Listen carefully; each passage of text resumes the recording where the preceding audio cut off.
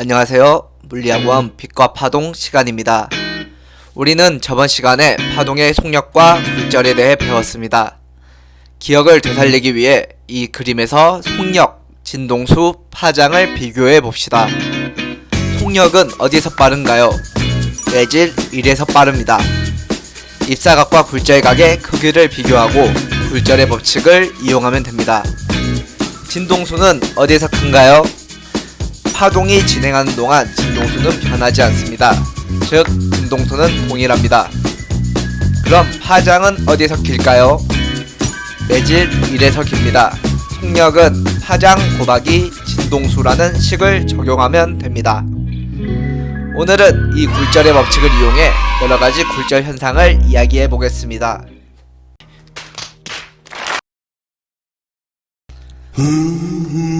선생님은 군생활 중 절반을 이런 산에서 했습니다. 이 산에는 4개의 감시 초소가 있었습니다. 항상 전방을 주시하다 보니 측면 감시는 소리에만 의존했었습니다. 이때 흥미로운 통계가 하나 있었습니다. 야간에 측면에서 오는 간부를 늦게 눈치채 혼나는 빈도가 2번 초소에서 월등히 높았습니다. 다른 초소의 사례를 다 합쳐도 2번 초소보다 적었습니다. 왜 그랬을까요? 답은 음파의 굴절에 있습니다. 음파는 온도가 높을수록 속력이 증가합니다. 낮에는 지면의 열에 의해 아래쪽이 뜨겁습니다. 즉, 위로 갈수록 온도가 감소합니다. 속력도 당연히 감소하겠죠. 그러면 음파는 어떠한 형태로 굴절할까요? 가상의 선을 그어 매질을 나눠보겠습니다. 음파가 위로 올라간다면 속력은 감소합니다. 그러면 굴절각은 입사각보다 작습니다. 이렇게 위로 꺾이는 형태로 굴절합니다. 음파가 아래로 내려간다면 속력은 증가합니다. 입사각보다 굴절각이 커지겠죠. 이러한 형태로 굴절을 합니다.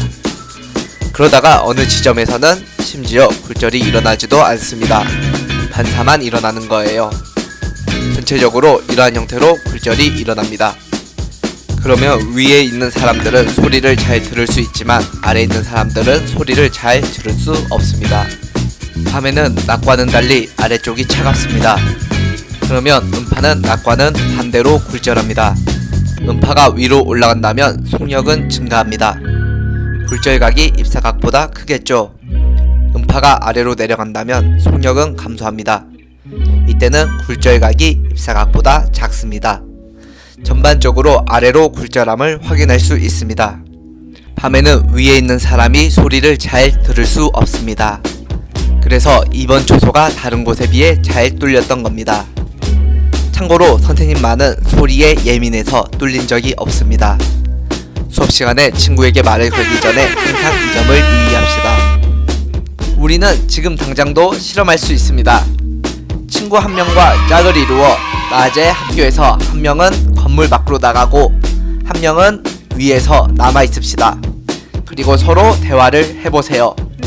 음파의 굴절을 느낄 수 있습니다.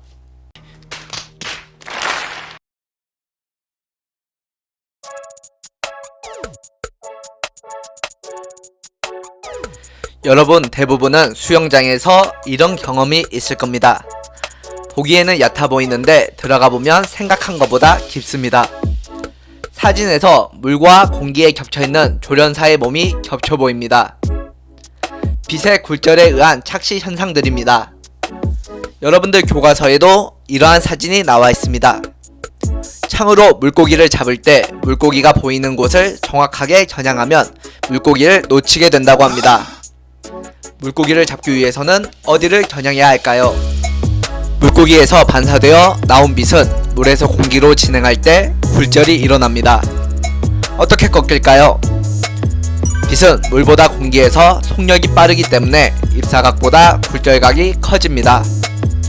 하지만 우리의 눈은 빛이 일직선에서 온 것으로 착각합니다. 그래서 물고기가 더 얕은 곳에 있다고 인식합니다. 수영장 바닥이 더 얕아 보이는 것도 똑같은 원인입니다. 그럼 물고기를 잡을 때 어디를 겨냥해야 할까요?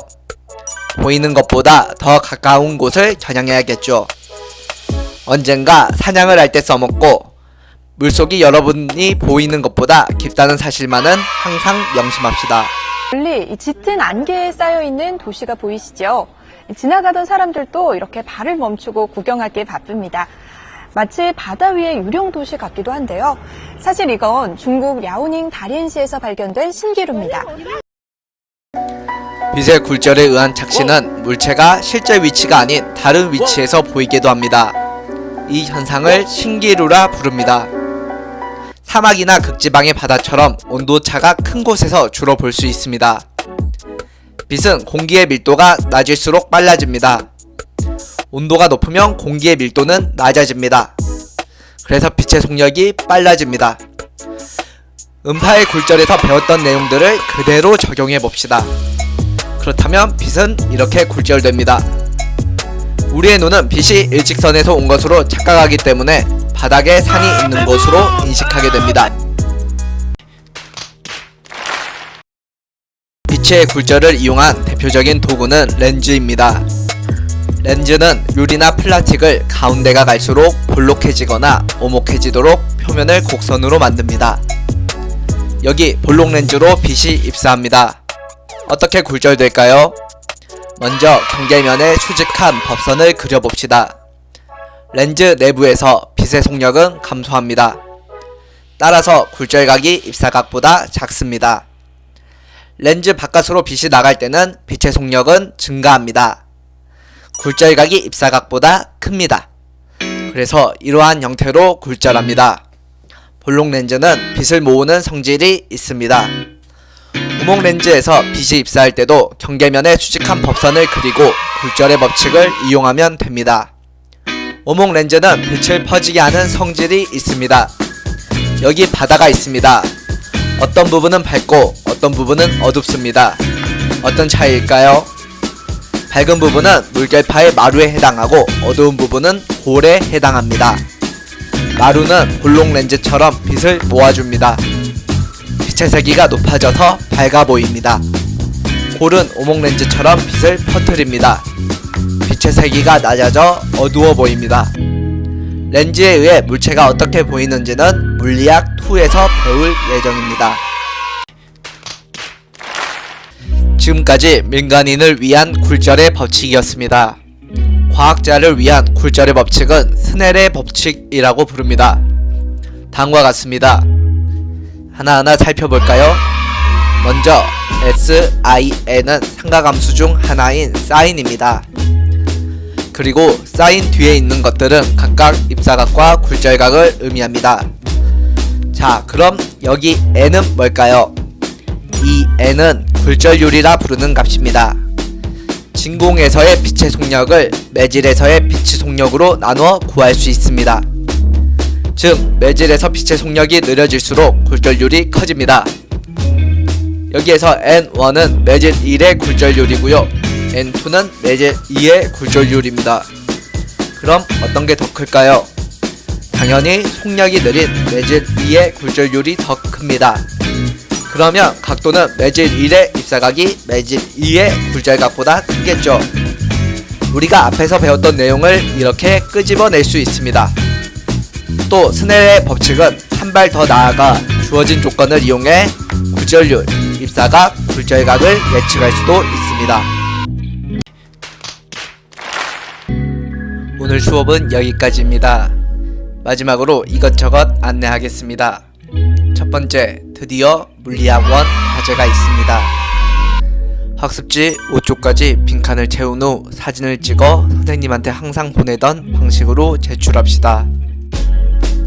학습지 빈칸은 전부 다 안 채워도 됩니다. 특히 보스 퀘스트 같은 건 일단 피합시다. 수업을 듣고 여러분들이 채울 수 있는 최대한 채워봅시다.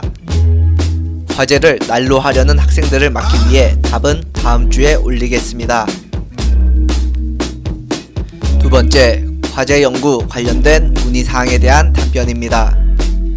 교육부의 계약 발표와 관련하여 계약 후 여러분들이 직접 만나 조정할 시간을 주기 위해서 계획서 제출 일정을 미뤘습니다. 또 연구를 함께할 파트너를 찾을 수 있는 온라인 게시판을 개설 준비 중입니다. 자세한 내용은 홈페이지 과학중점학교 게시판을 참고 바랍니다.